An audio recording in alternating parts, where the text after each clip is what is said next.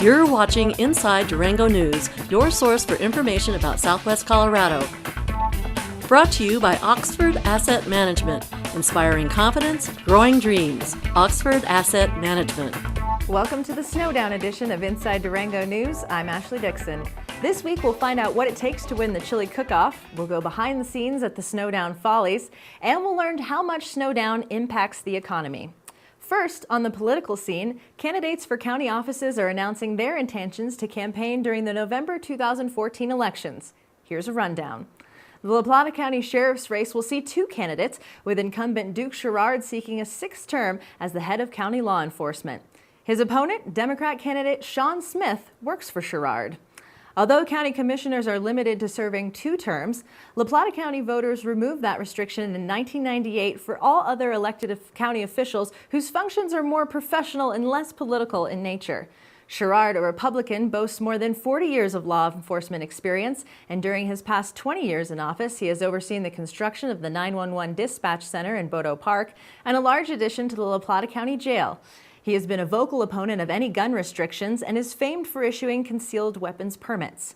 Smith, who has 20 years of experience, is a combat veteran of Desert Storm and a father of 3.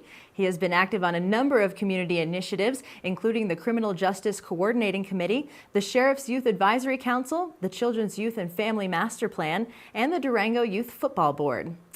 As of this newscast, the only other contested race for county office is the seat for county treasurer.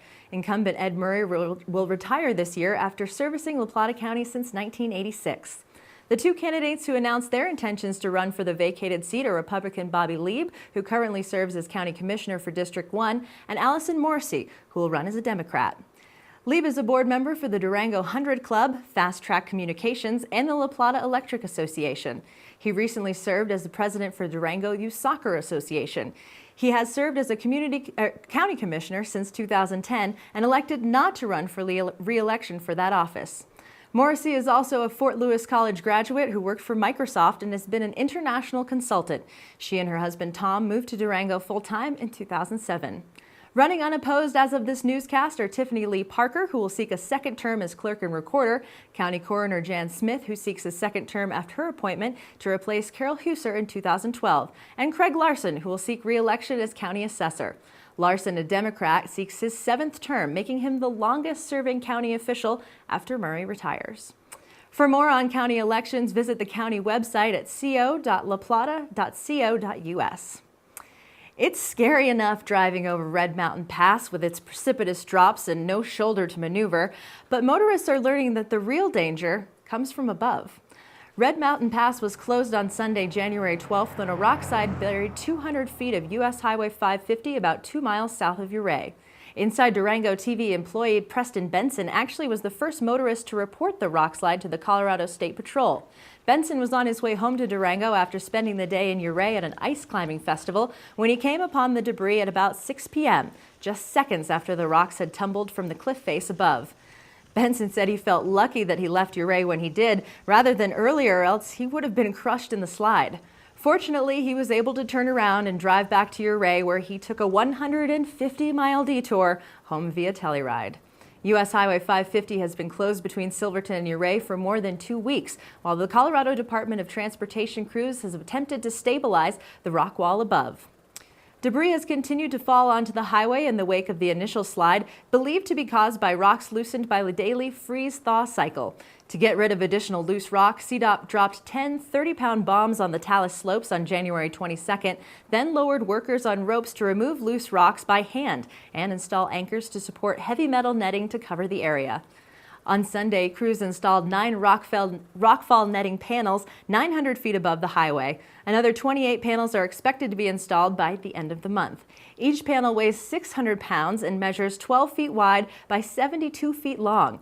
The netting will cover roughly 40,000 square feet of the most unstable parts of the slide area.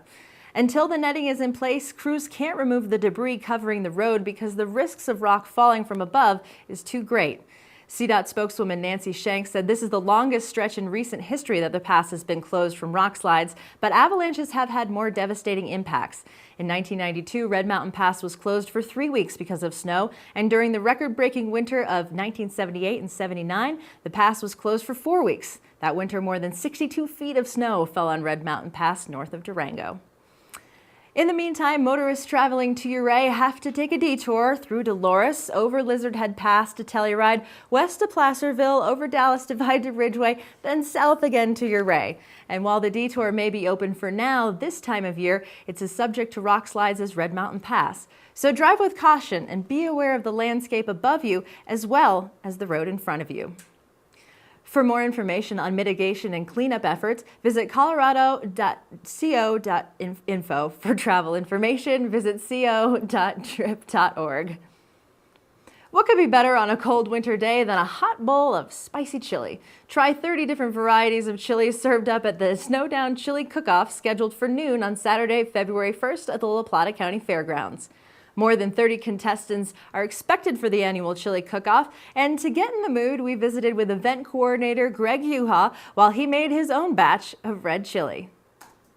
So we are down here at Brew, and we are making a chili that we're going to serve at the restaurant all weekend long. And this is going to be our wild boar safari chili. And we're actually going to be making it with wild boar and some of our Hank beer, which is our session beer, which is on tap right now. And this will not be entered in the chili cook-off because we're making it here and we're not making it Saturday. Contestants will compete for more than $2,000 in cash and prizes. Categories include Best Red, Green, or Vegetarian Chilies and Best Salsa. Public tasting begins at noon, but the event starts much earlier for the contestants. Well, it's a long day and it starts at 6 a.m. What a lot of people probably don't realize is the chili cooks get down there at 6 and start cooking and decorating their booths. They actually have to cook their chili at the fairgrounds. So they're down there pretty early and we are cooking away. Usually by 7 o'clock the place starts to smell like roasted chilies and we got meat cooking up, and so it's a pretty crazy day right from the beginning. Tickets for a 2-ounce serving are 50 cents each. You can cool your palate with beer donated by 5 brewery members of the Bootleg Society, or try a sip of the 24 Bloody Marys entered in the Bloody Mary contest that runs concurrently with the chili contest. But get in line early. The chili goes pretty fast. So last year we went through over 150 gallons in an hour and a half of chili. So most of the people are making between 5 and 7 gallons of chili per batch. So if they're making red and green, some cooks are making about 10 gallons of chili. So there's a lot of chopping, there's a lot going on, and you really need a big pot to make that much chili. Thanks to sponsors like Sunnyside Farms Market, Southwest Ice, the Bootleg Society, and help from Fort Lewis College students, the Chili Cook-Off raises more than $6,000 for Snowdown. Yuha says that chili contestants also invest quite a bit of their own money. A 5-gallon batch typically takes 10 pounds of meat. Add the chilies, the spices, the onions, garlic, and other secret ingredients, and the bill adds up. But it's all for a good cause and for the bragging rights to boast that you make the best chili in town. So what makes a good chili? 18 judges and guests will answer that question on Saturday. Yuha says the answer is simple: good meat, good chilies, lots of time, and love. So I'm looking for the right texture in the meat, the meat being done and not too chewy. I'm also looking for a nice softness of the veggies that are cooked all the way through but not overcooked till they're mush. And then a good heat but not too much heat. Yuha will be serving his Wild Boar Safari chili all week long at Brew, and you can still enter the cook-off. Just show up with all your ingredients, your stove, and equipment by 8 a.m. on Saturday, and you have your chili ready for the judges by 10:30 a.m. Find out more at snowdown.org. It's a tradition that dates back over 35 years, and anyone who lives in Durango will tell you Snowdown is pretty serious business for locals. But does it bring in serious business? Snowdown's mission is to generate fun, tourism, and commerce, in that order. Truth be told, no real study has ever been done to gauge the actual economic impact the 5-day festival has on local businesses, but that doesn't mean local retailers, restaurants, and hotels don't notice a little boost. According to Tim Walsworth with the Durango Business Improvement District, the most obvious profiteers when it comes to Snowdown festivities are the bars and restaurants. Of the 146 events at this year's Snowdown, more than half are hosted at bars and eateries scattered around town. Yes, we counted. Walsworth indicated that one particular bar owner that he talked to equated Snowdown to the same type of crowd that comes out for New Year's Eve. For restaurants and bar owners, it's the timing of the festival is perfect time to pay off bills from the holiday season and boost a notoriously slow time of the year. Hotels don't report a significant number of out-of-towners checking in for Snowdown weekend, but that too is slowly changing. Even without much focus on out-of-state marketing, word has spread to our neighbors to the south, to places like Albuquerque, where visitors are coming to make a weekend out of it and join the crazy locals. And while the festival may be synonymous with crazy costumes, daytime partying, and off-the-wall contests, that doesn't mean it's something that just gets thrown together. In fact, Snowdown planning is a year-long process. Snowdown board member Julie Osgard says the planning process includes an annual retreat, monthly meetings, and countless email exchanges. Each board member has a specific task, and there's no shortage of duties when it comes to putting on an event of this magnitude. There's the sending out of bids for artists to design the logo, then sending out bids for printing, choosing the design for the t-shirts, schedules, buttons, Follies programs, and posters. From there, it's deciding on a schedule, working out the licenses, the permits, the rental agreements, insurance paperwork, and don't forget the website, the parade logistics, and the fireworks. Snowdown truly takes a village, and when you consider the whole thing as a nonprofit grassroots community effort put on by volunteers, well, it's pretty darn impressive. Tim Walsworth may have summed it up best when he commented that overall, Snowdown is just good community fun. And no matter where the money really flows, it gets locals out during a slower time of year where they can meet with their friends and neighbors. It's an event that reflects the vibrant nature of our Durango community, and you just can't measure that in sales tax data. And anyone who's been to Snowdown is more than likely to agree. Up next, a behind-the-scenes look at the Follies.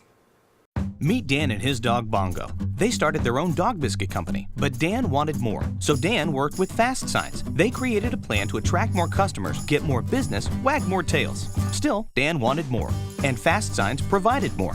Fast Signs help with digital displays, mobile marketing, merchandising, fleet graphics, and more. Now Dan has more sales, more locations, more of the good life. And more is exactly what Fast Signs delivers. More than fast, more than signs, more than 530 locations worldwide.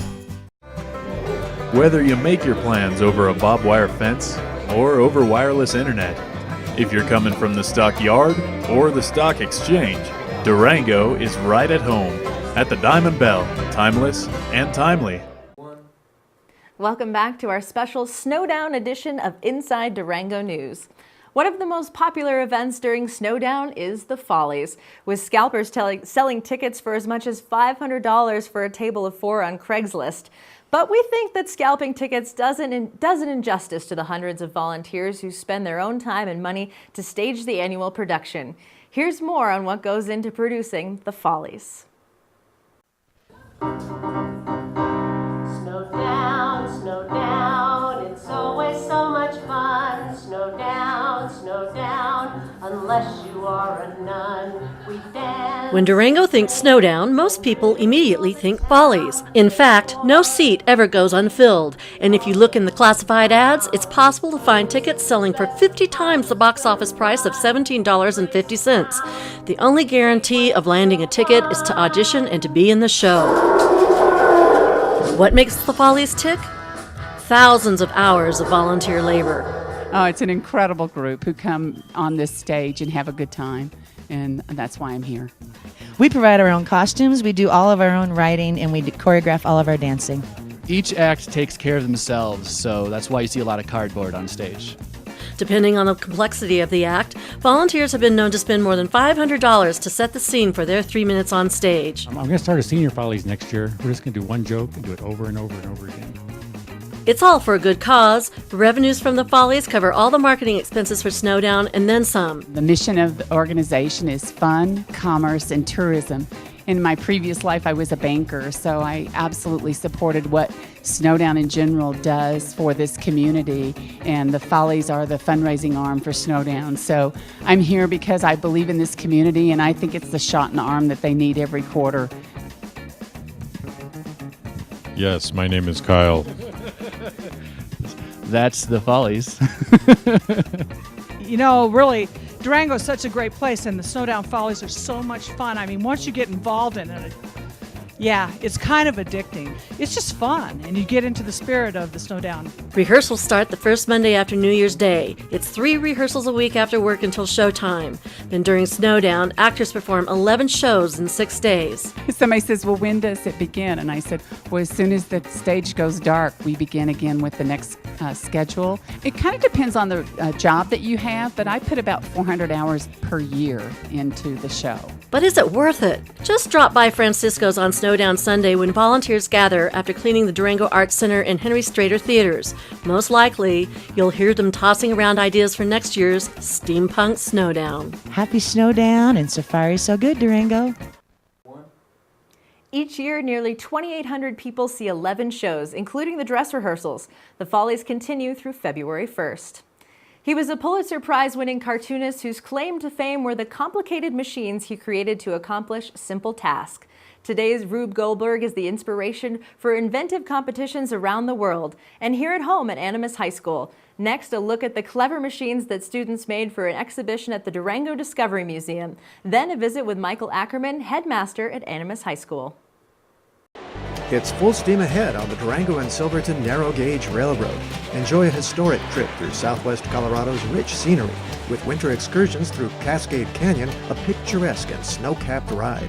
Get a taste of wintertime in the San Juan Mountains just as people did over 100 years ago.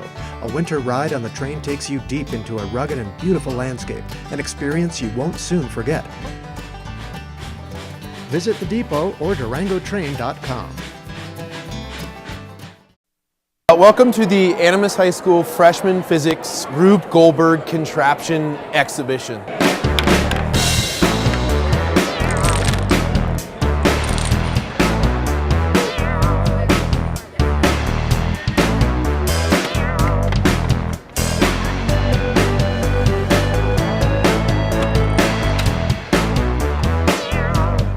These are all the freshmen at Animas High School.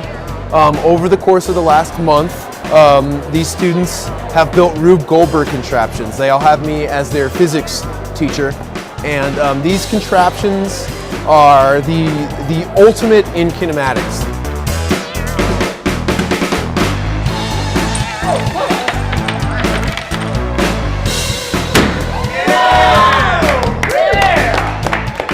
They are a chain reaction.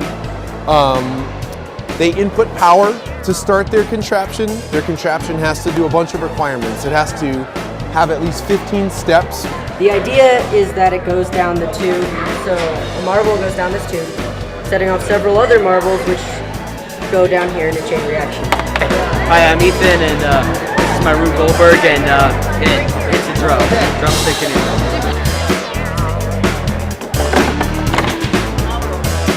We saw that a lot of other groups were making food, and so we came up with the idea of making tacos.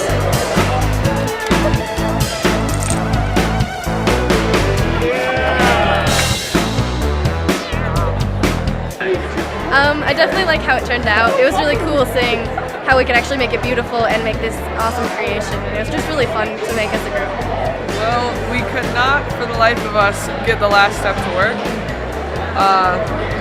So we made this. In addition to just making the contraption, these students have become really good with a software program called Google SketchUp, and they've made a three-dimensional computer schematic diagram with all of the parts for their contraption on it. And each group also had to do 8 physics calculations. And those calculations ranged anywhere from figuring out the hang time of objects that fall to going into the Rube and calculating how many joules of kinetic energy any one moving object might have at a given time.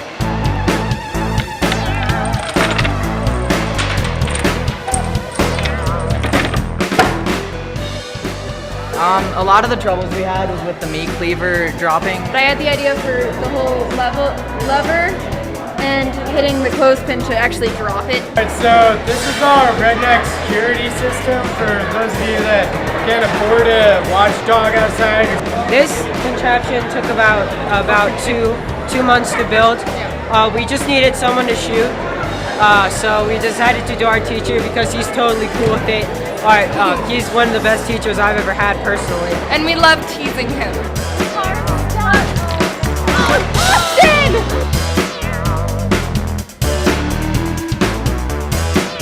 Overall, it's a really challenging project, and I'm super proud of all of these guys.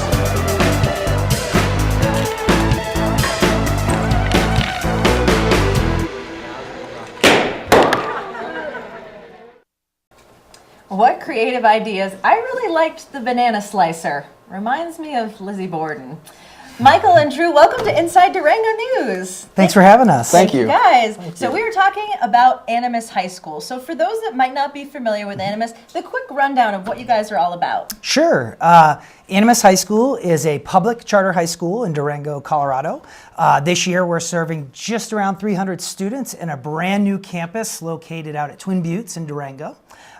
We have grades 9 through 12, and we're looking forward to graduating our second senior class this year. Very exciting. So you graduated the first class, and I know you're a sophomore, so I'm a sophomore. You still got a couple of years to go. What do you like about Animas? I like about Animas the way I can really connect with my teachers and really create a relationship with them that's unlike anything else, and it really propels my academic excellence and makes me a better learner. That's awesome. So I know you guys are kind of in the recruitment phase right now. What are you kind of doing to get the word out about your mission? That's a great question. It is enrollment season, and building the new nest this summer, we do have some room for some new ospreys. So we would love folks to visit us at our website, www.animashighschool.com, where you can learn about the enrollment process for the 14-15 school year. Basically, students complete an online intent to enroll form, and at March we will capture the amount of enrollments, determine what we have for space, and then notify people of admission. If we exceed capacity, we will have an admissions lottery, but we're pretty confident that the new building can house all the interest that we've already seen thus far. So. And it must be exciting to have that new building, and I know you guys were really ready to get in there in the fall. So how has it been kind of being on a new campus, especially in the first year it was open? It's really interesting. It's unlike our old building. Our old building had a different feel, and we're warming up to this new one, and we really like it. So we're just doing what we do best and spraying. Getting down to business. Yeah. So I know you guys focused on smaller class sizes and kind of more hands-on alternative learning. Explain that a little bit. Sure. Animas is based upon the High Tech High model out of San Diego, California. It is a project-based learning model. The idea is to set all students up for post-secondary success and prepare them for college. We don't know what these students are going to encounter when they finally graduate college and when they hit the quote-unquote real world. So it's a tough one out there. Yeah, so we want to make sure that they're prepared with all the critical thinking, complex reasoning, interpersonal communication skills, so they can be successful at whatever challenge is next for them. And it's really about creating a physically and emotionally safe place where I can push somebody like Drew to kind of go further with his studies and take academic risks that he might not be willing to take in a larger environment. So. Like coming onto a TV like show coming and doing on an interview. That's awesome. So since you are a student currently right now, what's your favorite class that you're taking at Animas? Oh, that's a hard one. I'd say my favorite class is my humanities class with Steven Sellers. He's our new teacher, and he's really taken a leading role in just told us how to learn and really creating an awesome learning environment that is fun and helps us flourish. I think the fun part is definitely probably one of the best parts. It's our favorite part. Right. Well, that's awesome. So I know that there's obviously a lot of interest in town. People want to know kind of how they can learn a little bit more about Animas. So once again, the website and where people can go to really get the experience. Animashighschool.com is your one-stop shop to really start the process. There are Q&As about getting into the school, what to expect, typical day, information for parents, a plethora of information for making an informed decision, as well as contact to myself, the main office, and anybody who could be of assistance through this process. So what if someone wants to stop by and say, see the new campus? Because I know everyone was kind of anxious with the building. They want to see what's up there. Yeah, we love visitors. You know, I'd build the whole building out of glass if they weren't all teenagers and we'd be replacing windows every day. So we're really excited to show it off and what's happening in Animas. Too many times public education, students go in looking unhappy at the beginning of the day and they run out like they've been paroled at 3:15. Yeah. It feels a lot different in Animas. You walk in, you can feel the energy. These students are excited to walk up to you, extend their hand, meet you, and show it off. So it's like Safari. Once we clear the stranger danger at the front desk, come on in and see us. Nice. Well, guys, thank you so much. And I know you've probably got some homework to do, so I've got some we'll let homework. you get out of there. Michael and Drew from Animas High School, thank you so much. After the break, we've got your weekly updates. For natural and organic vitamins and supplements and health and beauty products, there's no better place than Nature's Oasis. We offer an experienced staff, nutrition and supplement education, and exclusive products. Nature's Oasis, home to the largest selections of vitamins and supplements in the Four Corners region. It's all about Snowdown this time of year, so here are a few activities appropriate for teens and families. Stop by Buckley Park between 3 and 5 p.m. on Saturday, February 1st for the Serengeti Wipeout. Animas High School students have set up an obstacle course for kids aged 12 to 18. Costumes obviously encouraged. Durango Coffee will be there providing free hot chocolate. This event is free and registration deadline is 15 minutes before the event. It's sponsored by Drug Free Communities. Pick up a Snowdown schedule for more information. On Sunday, February 2nd, refuel after your safari activities at the annual La Plata County Search and Rescue Pancake Breakfast from 7 a.m. to noon at the La Plata County Fairgrounds. Tickets are $8 for adults and $4 for kids ages 6 to 12. Kids 5 and younger are free. The Southern Ute Cultural Center and Museum is raffling off a new Honda Rancher all-terrain vehicle on Friday, February 14th. Tickets are $20 each for 6 or 6 for $100. You can purchase tickets at the museum in Ignacio or call 563-9583 to purchase with a credit card. More information is available online at succm.org. If you're a Girl Scout cookie addict, your fix is on the way. Annual Girl Scout cookie sales will begin on Friday and Saturday, February 7th and 8th. Look for sales tables in front of North and South City Market and Walmart. You may also visit girlscoutsofcolorado.org and download a phone app to locate cookie sales. Boxes of cookies are $4 each. All cookie varieties contain 0 grams of trans fat per serving. Colorado Girl Scouts sell $2.5 million worth of cookies each year to pay for camp, leadership activities, travel, and service projects. If cookies aren't sweet enough, there's always Chocolate Fantasia. This year's event will be from 5:30 to 7:30 on Friday, February 7th at La Plata County Fairgrounds. This year's theme is Chocolat de Paris. Tickets are $20 for adults, $10 for children, and are available at First National Bank of Durango or at the door. Log on to voacolorado.org for more information. The Fort Lewis College Center of Southwest Studies will host University of Denver professor William Philpott, who will discuss the impacts of tourism on the Colorado High Country starting at 6 p.m. on Thursday, February 6th in the Lyceum. Visit southwestcenter.fortlewis.edu for more information. The Durango Arts Center will honor artist Carol Solomon, musician Scott Hagler, and the fundraising organization Durango Friends of the Arts at the annual Gala Sweetheart of the Arts on Saturday, February 8th. Tickets are $60 per person. Reservation deadline is Monday, February 3rd. Call the center at 259-2606 or buy tickets online at durangoarts.org. That's it for this week's Community Updates. The Community Calendar is brought to you by what'shappeningdurango.com. Post your free event today and join the one-stop, easy-to-use events calendar for Durango. Thank you for watching this edition of Inside Durango News. Join us next week when we bring you a video scrapbook of Snowdown events, and we'll visit with a psychologist and dream expert who will provide some tips on remembering and interpreting your dreams. I'm Ashley Dixon for Inside Durango News. Remember, just watch us. You'll like what you see. Tune in weekly to watch Inside Durango News, your source for information about what's going on in Southwest Colorado. Inside Durango News has been brought to you by Oxford Asset Management, inspiring confidence, growing dreams. Oxford Asset Management.